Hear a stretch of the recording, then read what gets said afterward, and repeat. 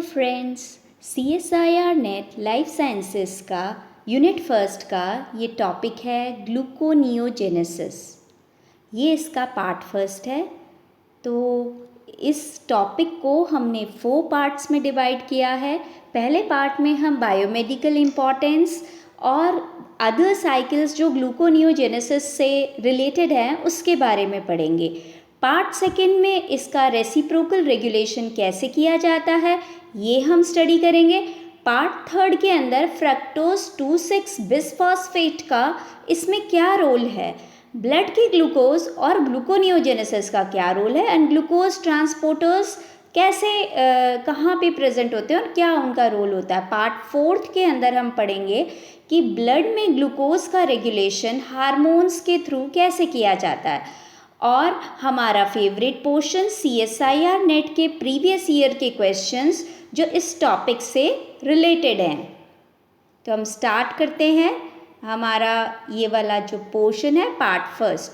तो सबसे पहले हम पढ़ते हैं बायोमेडिकल इम्पॉर्टेंस। बायोमेडिकल इम्पॉर्टेंस में हम देखेंगे कि जो ग्लूकोनियोजेनेसिस है इसमें वो सारे पाथवेज होते हैं जिसके थ्रू नॉन कार्बोहाइड्रेट सब्सटेंस को ग्लूकोज में या फिर ग्लाइकोजन में कन्वर्ट कर दिया जाता है।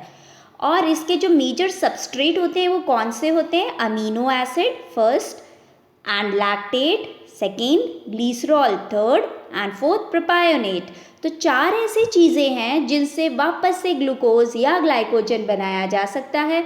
ये इसके सबस्ट्रेट्स हैं। नेक्स्ट हम देख लेते हैं ये कहाँ पे होता है। ये होता है लिवर एंड किडनी के अंदर। तो बेसिकली 2 ऐसे ऑर्गन हैं हमारे बॉडी में जो ग्लूकोनियोजेनिक टिश्यूज़ हैं। ग्लूकोनियोजेनेसिस क्यों रिक्वायर्ड है, क्योंकि हमारी बॉडी को ग्लूकोज की रिक्वायरमेंट होती है। अगर हम फास्टिंग कर रहे हैं या हमारे बॉडी में नॉन कार्बोहाइड्रेट मतलब एक्सेस में है और कार्बोहाइड्रेट की जो है कमी है, तब बॉडी को ग्लूकोज की जो रिक्वायरमेंट है इस प्रोसेस से फुलफिल की जाती है, क्योंकि हमारी बॉडी में हमारे nervous system and blood cells को ग्लूकोज की बहुत ज़्यादा ज़रूरत होती है। और अगर ये प्रोसेस नहीं होगा तो हमारा जो ब्रेन है वो डिसफंक्शन करना शुरू कर देगा और हम कोमा या डेथ में भी जा सकते हैं। तो ग्लूकोनियोजेनेसिस बहुत ही इम्पॉर्टेंट प्रोसेस है जो हमारी बॉडी में होता है। ग्लूकोनियोजेनेसिस की जो ग्लूकोज बनती है या ग्लूकोज का हमारी बॉडी में वैसे ही इम्पॉर्टेंट रोल है, क्योंकि जो क्रेब्स साइकिल है वो बिना ग्लूकोज के नहीं चलेगी। ग्लूकोज से ग्लाइकोलाइसिस होकर के जो एसिटाइल CoA बनता है वो ऑल दो फैटी एसिड का मेन सोर्स है, लेकिन फिर भी TCA साइकिल के लिए ग्लूकोज बहुत इम्पॉर्टेंट होती है। ग्लूकोनियोजेनेसिस का एक और इम्पॉर्टेंट रोल अगर हम देख लें, जब हम एक्सेस वर्कआउट करते हैं तो हमारी बॉडी में लैक्टेट बन जाता है। ग्लाइकोलाइसिस में मैंने आपको पढ़ाया था। तो लैक्टेट जो होता है ये मसल्स में एंड एरिथ्रोसाइट में एक्यूमुलेट हो जाता है।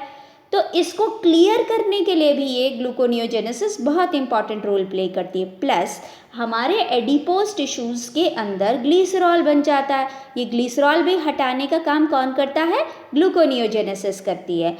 और प्रोपायोनेट एक रूमिनेंट्स के अंदर फॉर्म होता है। ये ग्लूकोनियोजेनिक फैटी एसिड है, इसको क्लियर करने का काम भी ग्लूकोनियोजेनेसिस करती है। प्रोपायोनेट हमारी बॉडी में से कैसे रिलेटेड है, क्योंकि हम लोग भी एनिमल का जो प्रोडक्ट है वो खाते हैं, जैसे कि दूध है। तो इन सारे जो डेयरी प्रोडक्ट्स होते हैं इनमें प्रोपायोनेट हमारी बॉडी में आ जाता है। तो प्रोपायोनेट से वापस ग्लूकोज बनाने का काम भी ग्लूकोनियोजेनेसिस करती है। तो ये हो गई इसकी सारी बायोमेडिकल इम्पॉर्टेंस। अब हम देख लेते हैं ग्लूकोनियोजेनेसिस में कौन कौन सी साइकिल्स इन्वॉल्व हैं। ग्लाइकोलाइसिस तो इसमें इन्वॉल्व है ही, क्रेब्स साइकिल भी, और जो ग्लाइकोजन प्रोडक्शन की जो साइकिल है और ग्लाइकोजन ब्रेकडाउन की साइकिल वो भी इस एस्पेक्ट में उतनी ही इन्वॉल्व है। Usually gluconeogenesis non equilibrium reactions में होते हैं। जो वन साइडेड रिएक्शन होते हैं, रिवर्सिबल नहीं होते, उसको ही अगर रिवर्स कर दिया जाए तो ग्लूकोज बनेगी। तो अगर हम ग्लाइकोलाइसिस में देखें तो हमारे पास सिर्फ 3 नॉन इक्विलिब्रियम रिएक्शंस थे। ये 3 जो थे वो हमारे नॉन इक्विलिब्रियम रिएक्शन थे। जो सबसे नीचे वाला रिएक्शन था उसमें पाइरूवेट बन रहा था, तो किससे बन रहा था, फॉस्फोइनॉल पायरुवेट से बन रहा था, पीईपी से पायरुवेट बनता है, बट रिवर्स नहीं हो रहा था। तो ग्लूकोनियोजेनेसिस में अगर इस प्रोसेस को रिवर्स कर दिया जाए वापस से ग्लूकोज बन जाएगी। दूसरा वाला पाथवे अगर हम देखते हैं तो ऊपर ही जो हमारा थर्ड स्टेप था ग्लाइकोलाइसिस का, जिसमें फ्रक्टोज 6 फॉस्फेट से फ्रक्टोज 1,6 बिसफॉस्फेट बनती थी, ये भी इरिवर्सिबल था। इसको भी रिवर्स कर दें तो वापस से ग्लूकोज बन जाएगी। और जो हमारा वेरी फर्स्ट स्टेप था ग्लाइकोलाइसिस का, जिसमें ग्लूकोज 6 फॉस्फेट से मतलब ग्लूकोज से ग्लूकोज 6 फॉस्फेट बनता था, ये भी इरिवर्सिबल रिएक्शन था। तो अगर हम इसको भी रिवर्स कर दें तो हमारे पास में वापस से ग्लूकोज बन जाएगी। और ये जो है ये ग्लाइकोजन सिंथेसिस का प्रोसेस है कि ग्लाइकोजन की सिंथेसिस कैसे होती है और ग्लाइकोजन का ब्रेकडाउन कैसे होता है। तो अल्टीमेटली ये भी ग्लूकोनियोजेनेसिस में हेल्पफुल होता है। तो हम स्टार्ट करते हैं कि कौन कौन सी एंजाइम्स एक्चुअली हमने देखी। एक तो हेक्सोकाइनेस थी। हेक्सोकाइनेस वो एंजाइम थी जो ये वाला पाथवे फॉलो कर रही थी, वेरी फर्स्ट रिएक्शन जो हमारा होता है ग्लूकोज से ग्लूकोज 6 फॉस्फेट बनने का। और जो हमारा सेकेंड जो था वो PFK1 का था, वो फ्रक्टोज 6 फॉस्फेट से फ्रक्टोज 1,6 बिसफॉस्फेट बना रही थी। और जो हमारा थर्ड था ये पायरुवेट काइनेस से रिलेटेड था, जो PEP से पायरुवेट बना रही थी। अब ये जो 3 एंजाइम है ये तो एक ही डायरेक्शन में काम करती हैं। अगर हमें ये रिएक्शन रिवर्स करना है तो हमें अलग तरह की एंजाइम्स चाहिए।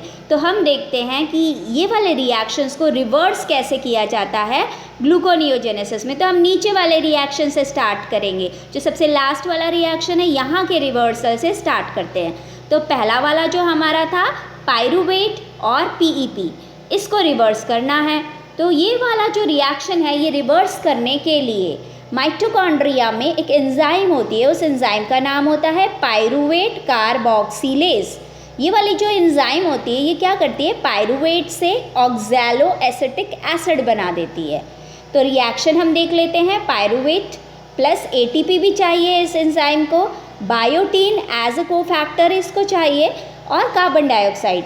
तो जब ये इस तरह का कार्बोक्सिलेशन रिएक्शन करती है तो पायरुवेट से बन जाता है ऑक्सैलो एसिटिक एसिड। अब ये जो सेकेंड एंजाइम है PEP कार्बोक्सीकाइनेस, वो इस ऑक्सैलो एसिटिक एसिड से कार्बन डाइऑक्साइड रिमूव कर देती है। तो ये वाली एंजाइम बहुत ही इम्पॉर्टेंट एंजाइम है। ये ना सिर्फ डीकार्बोक्सिलेशन करेगी बल्कि फॉस्फोरिलेशन भी करेगी, और हमारा वो जो लास्ट स्टेप है ग्लाइकोलाइसिस का उसको रिवर्स कर देगी, मतलब ऑक्सैलो एसिटिक एसिड से बना देगी फॉस्फोइनॉल पायरुवेट। बट इस प्रोसेस में से GTP चाहिए होता है, और GTP कहाँ से बनता है, क्रेब्स साइकिल से बनता है। तो हम ये वाला प्रोसेस भी डिटेल में देखेंगे कि GTP क्रेब्स साइकिल से बनता है। तो ये जो फॉस्फोइनॉल पायरुवेट बना है ऑक्सैलो एसिटिक एसिड से बना है, ना कि पायरुवेट से बना है। तो पायरुवेट से फॉस्फोइनॉल पायरुवेट बनाने के लिए 2 स्टेप चाहिए होते हैं। पहले पायरुवेट को कन्वर्ट करना पड़ेगा ऑक्सैलो एसिटिक एसिड में, फिर ऑक्सैलो एसिटिक एसिड से कन्वर्शन होगा PEP के अंदर। पायरुवेट नहीं आता बीच में इस प्रोसेस में। तो ये वाला जो रिवर्सल है पायरुवेट काइनेस, ये एक एंडरगोनिक रिएक्शन है। तो इसको फिर इसी तरह से रिवर्स किया जाता है।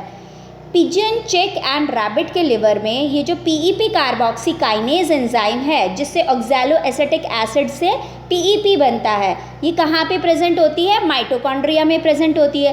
तो obviously oxalo acetic acid mitochondria में है, तो जब उससे PEP बनेगा तो वो भी माइटोकॉन्ड्रिया में बनेगा, तो आसानी से ट्रांसपोर्ट किया जाता है में। लेकिन अगर हम रैट एंड माउस के अंदर देखें तो ये PEP कार्बोक्सीकाइनेस कहाँ पे प्रेजेंट है, साइटोप्लाज्म में प्रेजेंट है।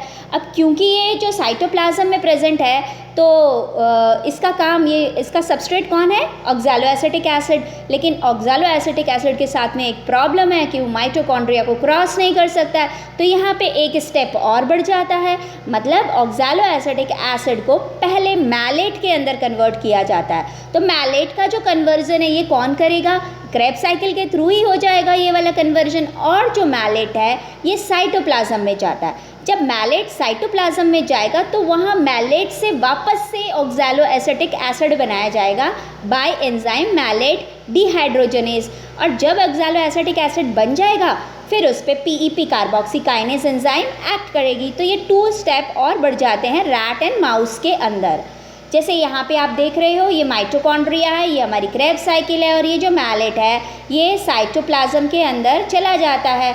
जब ये मैलेट साइटोप्लाज्म के अंदर जाएगा तो ये वहाँ से ऑक्सैलो एसिटिक एसिड बना देगा। कौन सी एंजाइम से? मैलेट डिहाइड्रोजनेज एंजाइम से।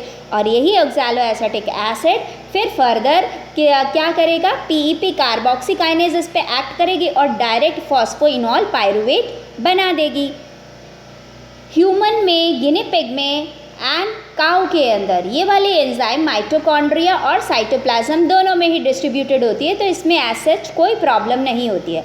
अब हम ये देख लेते हैं कि जो हमारा GTP PEP कार्बोक्सीकाइनेज को चाहिए ये आता कहाँ से है? ये आता है क्रेब्स साइकिल से। तो ये आपको क्रेब्स साइकिल का स्टेप अच्छे से याद है। सक्सिनाइल CoA से जब सक्सिनेट बनता है, इस प्रोसेस को कौन सी एंजाइम कैरी ऑन करती है? Succinyl CoA synthetase. और इस प्रोसेस के अंदर GTP यूज़ होती है, GTP बनता है। ये एक रिवर्सिबल रिएक्शन है।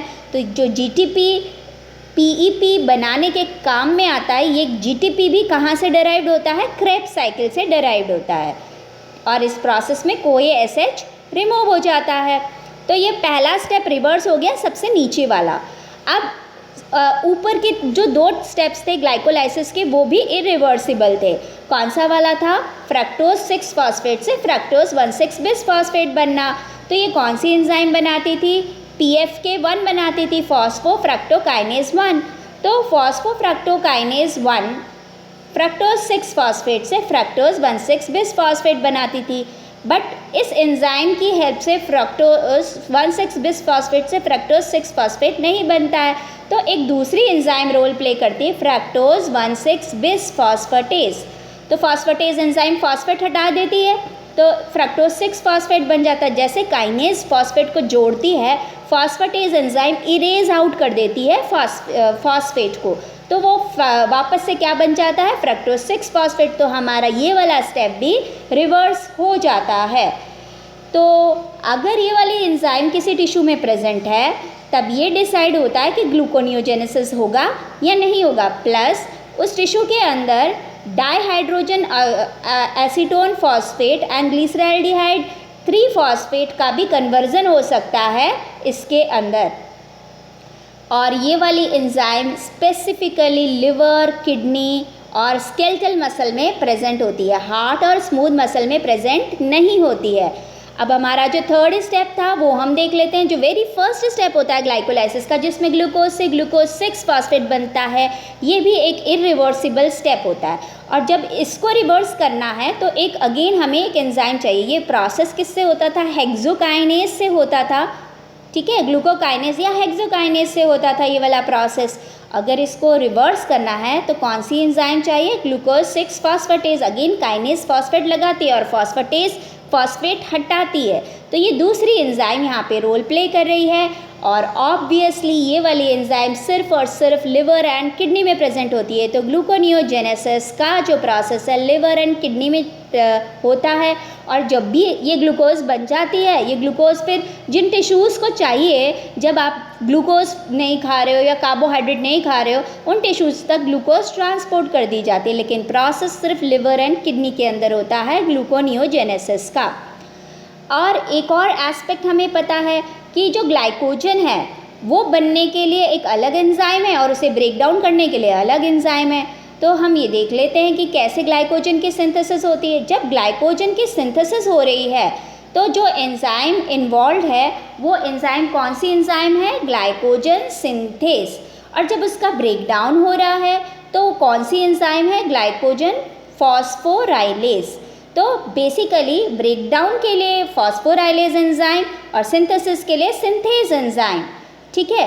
तो हमें ये पता होना चाहिए कि अगर ग्लाइकोजन बननी है तो उसका जो ब्रेकडाउन होता है वो फॉस्फोराइलेज से होता है, लेकिन हमें तो क्या चाहिए? ग्लाइकोजन की सिंथेसिस चाहिए। तो ये वाला जो पाथवे है, सिंथेज वाला पाथवे, ये ज़्यादा एक्टिव हो जाता है ड्यूरिंग ग्लूकोनियोजेनेसिस। अब हम देख लेते हैं, ये तो हमारे वो थे अदर सब्सटेंसेस। इसके अलावा ग्लूकोनियोजेनेसिस किन चीज़ों से होती है? अमीनो एसिड से होती है। कौन से अमीनो एसिड? वही जो ग्लूकोनियोजेनिक अमीनो एसिड होते हैं। तो इन अमीनो एसिड का ट्रांस अमीनेशन, डी अमीनेशन, इस तरह के प्रोसेस से ये क्या बना देते हैं? सिट्रिक एसिड साइकिल के इंटरमीडिएट बना देते हैं। और जब ये सिट्रिक एसिड साइकिल के इंटरमीडिएट बना देते हैं तो TCA साइकिल से वही ये जो 3 स्टेप्स थे इससे रिवर्सल हो जाता है। सिमिलरली 2 सब्सटेंस हमने और देखे थे आगे, एक प्रोपायोनेट था और एक लैक्टेट था और एक ग्लिसरॉल भी था। तो यहाँ लैक्टेट और प्रोपायोनेट भी TCA साइकिल से रीसाइकिल होते हैं। तो प्रोपायोनेट जो है उसकी भी साइक्लिंग TCA साइकिल के से थ्रू होती है। तो हम यहाँ देख लेते हैं कि ये आपकी क्रेब्स साइकिल रही माइटोकॉन्ड्रिया के अंदर। और ये प्रोपायोनेट किस ये जो रेड कलर से मैंने बताया ये सारे ग्लूकोनियोजेनिक अमीनो एसिड है। तो ये अमीनो एसिड क्रेब्स साइकिल के इंटरमीडिएट बना रहे। कौन कौन से इंटरमीडिएट बना देते हैं? Pyruvate, oxaloacetic acid, alpha ketoglutarate and fumarate. कुछ भी बनाए ये क्रेब्स साइकिल का इंटरमीडिएट, अल्टीमेटली अमीनो एसिड से PEP बन जाएगा और PEP से फिर फर्दर रिवर्सल होकर के ग्लूकोज बन जाएगा। अब हम 2 अलग चीज़ों की बात कर रहे थे, एक था हमारा लैक्टेट। तो लैक्टेट को कैसे कन्वर्ट किया जाता है? लैक्टेट कन्वर्ट हो जाता है पायरुवेट के अंदर और फिर वो वापस से इस साइकिल के अंदर आ जाता है। सिमिलरली जो प्रोपायोनेट है वो किस में कन्वर्ट होता है? सक्सिनाइल कोए के अंदर। तो हम प्रोसेस देख लेते हैं कि प्रोपायोनेट किस तरह से सक्सिनाइल कोए के अंदर कन्वर्ट होता है। प्रोपायोनेट यूजुअली सबसे पहले प्रोपायोनाइल कोए के अंदर कन्वर्ट किया जाता है। प्रोपायोनाइल कोए से वो डीमिथाइल मेलोनाइल कोए के अंदर कन्वर्ट किया जाता है और डीमिथाइल मेलोनाइल कोए से L-मिथाइल मेलोनाइल कोए बनता है और फिर सक्सिनाइल कोए बन जाता है जो कि क्रेब्स साइकिल का इंटरमीडिएट है। इस प्रोसेस में विटामिन B12 की बहुत ज़्यादा रिक्वायरमेंट होती है और अगर ये विटामिन B12 की डेफिशिएंसी है तो आपकी बॉडी में ये मिथाइल मेलोनेट के जैसे एक्सक्रीट होता है जिसको मिथाइल मेलोनिक एसिडूरिया कहते हैं। तो हम ये वाला रिएक्शन देख लेते हैं। ये था आपका प्रोपायोनेट। प्रोपायोनेट पे एंजाइम काम करती है एसिटाइल कोए सिंथेटेस और इससे बनता है प्रोपियोनाइल कोए। तो इसको क्या क्या चाहिए? कोए एसिड चाहिए और ATP भी रिक्वायर्ड है इस प्रोसेस के अंदर। अब प्रोपियोनाइल कोए से क्या बन रहा था? डीमिथाइल मेलोनाइल कोए। एंजाइम कौन सी थी? प्रोपियोनाइल कोए कार्बोक्सिलेज एंजाइम। डीमिथाइल मेलोनाइल और इस प्रोसेस में इसको ATP चाहिए और बायोटीन एज अ कोफैक्टर चाहिए। कार्बन डाइऑक्साइड भी इसको रिक्वायर्ड होती है। डीमिथाइल मेलोनाइल कोए से रेसिमेज एंजाइम रोल प्ले करती है। अब रेसिमेज एंजाइम D से L फॉर्म में उसको कन्वर्ट कर देती है। तो मिथाइल मेलोनाइल कोए रेसिमेज L मिथाइल मेलोनाइल कोए बना देती है। अब इस पे B12 को एंजाइम काम करती है और आइसोमेरिक रिएक्शन होता है। तो आइसोमेरेज एंजाइम इसे सक्सिनाइल कोए में बना देती है और हमारा जो सक्सिनाइल है वो तो क्रेब्स साइकिल का इंटरमीडिएट है ही। नेक्स्ट हम देख लेते हैं कि ये जो हमारा प्रोपायोनिक एसिड, हम ऐसा सोचते हैं कि रूमिनेंट्स में ये कन्वर्जन हो रहा है, ऐसा नहीं है। यूजुअली क्या होता है कि ये जितना भी हम रूमिनेंट से जो भी लिपिड खाते हैं, तो हम लिपिड कैसे खाएंगे रूमिनेंट से? ऑब्वियसली मिल्क के फॉर्म में, पनीर के फॉर्म में, बटर, इन सारी चीज़ों के थ्रू ये सारा जो है हमारे बॉडी में आ जाता है प्रोपायोनेट और ये जो लिवर है वहीं पे इसका फिर कन्वर्जन हो पाता है। एक और हमने सबस्ट्रेट पढ़ा था ग्लूकोनियोजेनेसिस का, वो था ग्लीसरॉल। और ग्लीसरॉल कहाँ पे बनता था? एडिपोज टिश्यू के अंदर। अब ये ग्लीसरॉल को कैसे ग्लूकोज में कन्वर्ट किया जाता है ये हम देख लेते हैं। एडिपोज टिश्यू में ग्लीसरॉल क्यों बनता है? जब भी फैटी एसिड का ब्रेकडाउन होता है, आपको मालूम है फैटी एसिड किसके बने हुए होते हैं? फैटी एसिड जो होते हैं, मतलब जब भी फैट्स का TAG का, ट्राई एसाइल ग्लीसरॉल का ब्रेकडाउन होता है, TAG जो हमारे होते हैं डाइटरी फैट्स होते हैं, तो इसमें से फैटी एसिड और ग्लीसरॉल बन जाता है। अब ये जो ग्लीसरॉल है इसको वापस ग्लूकोज के अंदर कन्वर्ट किया जाता है। कैसे कन्वर्ट किया जाता है ये वाला फिनोमिनन हम देखते हैं। तो इसके कन्वर्जन में जैसे ये हमारा ग्लीसरॉल है, इस पे एंजाइम काम करती है ग्लीसरॉल काइनेज। तो क्या काइनेज ने काम किया तो फॉस्फेट लगा देगी, तो वो बन गया ग्लीसरॉल 3 फॉस्फेट। ऑब्वियसली इसे ATP चाहिए फॉस्फेट लगाने के लिए। नेक्स्ट जो प्रोसेस है ग्लीसरॉल 3 फॉस्फेट किस में कन्वर्ट हो जाती है? डाई हाइड्रोक्सी एसीटोन फॉस्फेट में, DHAP में। जो एंजाइम, कौन सी एंजाइम के थ्रू? ग्लीसरॉल 3 फॉस्फेट डिहाइड्रोजनेज और NADH इसका यूटिलाइज करती है, तभी ये डाईहाइड्रोक्सी एसीटोन फॉस्फेट बन जाता है। और हमें ये पता है डाईहाइड्रोक्सी एसीटोन फॉस्फेट और ग्लिसरैल्डिहाइड 3 फॉस्फेट इंटर कन्वर्टिबल सबस्ट्रेट्स हैं। तो ये ग्लाइकोलाइसिस के इंटरमीडिएट्स हो गए और फाइनली ग्लिसरॉल से भी ग्लूकोज बन सकता है। तो ये मैंने आपको प्रोसेसेस बताए किन किन प्रोसेसेस से ग्लूकोनियोजेनेसिस होती है। इसमें हमने ग्लिसरॉल का कन्वर्जन देखा, हमने प्रोपायोनेट का कन्वर्जन देखा, हमने लैक्टेट का कन्वर्जन देखा, प्लस हमने रिवर्सल ऑफ ग्लाइकोलाइसिस और अमीनो एसिड किस तरह से ग्लूकोनियोजेनेसिस बनाते हैं। तो दिस वाज ग्लूकोनियोजेनेसिस का वेरी फर्स्ट पार्ट। कोई भी क्वेरी हो तो आप मुझे ईमेल कर सकते हैं या व्हाट्सएप कर सकते हैं। सेकंड पार्ट में हम इसका रिवर्सिबल कंट्रोल पढ़ेंगे। तो अगर आपको ये वीडियो पसंद आए तो लाइक ज़रूर करना एंड शेयर भी। Thank you.